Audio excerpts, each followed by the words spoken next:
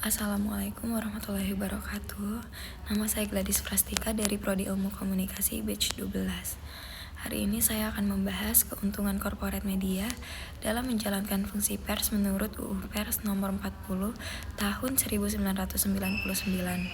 Nah, pers di Indonesia itu memiliki 4 fungsi utama, yaitu tertulis dalam UU Pers nomor 40 tahun 1999. Yang pertama itu sebagai media informasi, pendidikan, hiburan, dan juga kontrol sosial. Nah, corporate media atau media besar itu punya keunggulan tertentu dalam menjalankan fungsi ini dibandingkan media kecil. Saya akan membahas hal ini satu persatu. Nah, yang pertama itu fungsi media informasi, yaitu corporate media itu kan punya sumber daya yang besar. Mereka bisa mengakses informasi lebih cepat dan juga menyebarkannya ke seluruh Indonesia dalam waktu yang singkat. Contohnya itu saat terjadi gempa di Cianjur tahun 2022. Media besar tuh seperti Kompas TV dan juga Detik.com bisa menyebarkan berita terbaru secara langsung, lengkap dengan visual dan juga laporan dari lokasi. Media kecil di daerah yang sama mungkin hanya bisa mengandalkan laporan lewat Facebook ataupun WhatsApp karena keterbatasan peralatan dan juga jaringan. Nah, media juga berfungsi sebagai alat pendidikan. Corporate media itu juga aktif dalam menyebarkan informasi yang edukatif. Mereka bisa mengangkat topik-topik yang berat dan juga menyajikannya dengan cara yang menarik.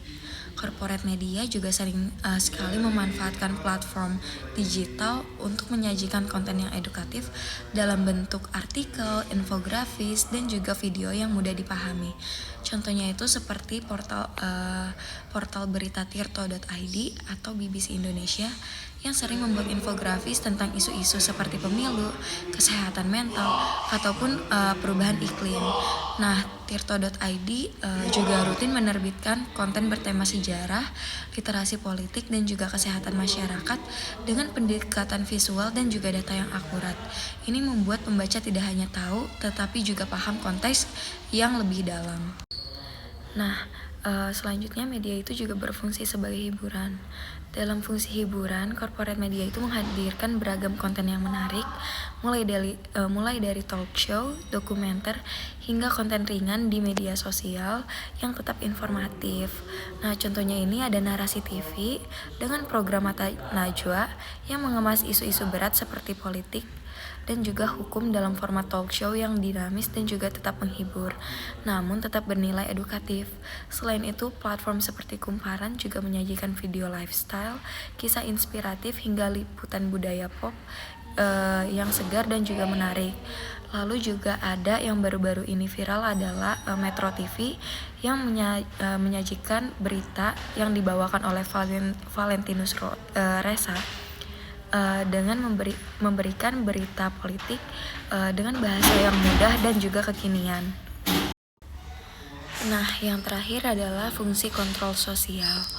Salah satu fungsi penting pers adalah sebagai kontrol sosial. Corporate media ini memiliki kemampuan investigasi dan juga jangkauan distribusi yang luas untuk mengawasi jalannya pemerintahan dan juga kebijakan publik. Nah, contohnya adalah dari majalah Tempo yang dikenal sebagai media independen dengan laporan investigatifnya seperti skandal IKTP ataupun kasus mafia minyak goreng. Nah, peliputan ini tuh tidak hanya memberikan informasi, tetapi juga mendorong reaksi dari masyarakat dan juga pihak yang berwenang. Nah, itulah beberapa fungsi dari UU Pers nomor 40 tahun 1999. Peran besar yang dijalankan oleh corporate media sesuai dengan UU tersebut dengan sumber daya, tim yang profesional dan juga platform yang kuat, mereka mampu menghadirkan informasi yang cepat dan juga akurat, pendidikan yang bermanfaat, serta hiburan yang sehat dan juga fungsi kontrol sosial yang berdampak. Pers yang kuat, transparan, dan juga bertanggung jawab serta tidak terikat oleh apapun adalah bagian penting dari demokrasi yang sehat. Sekian analisis dari saya, kurang lebihnya mohon maaf. Terima kasih.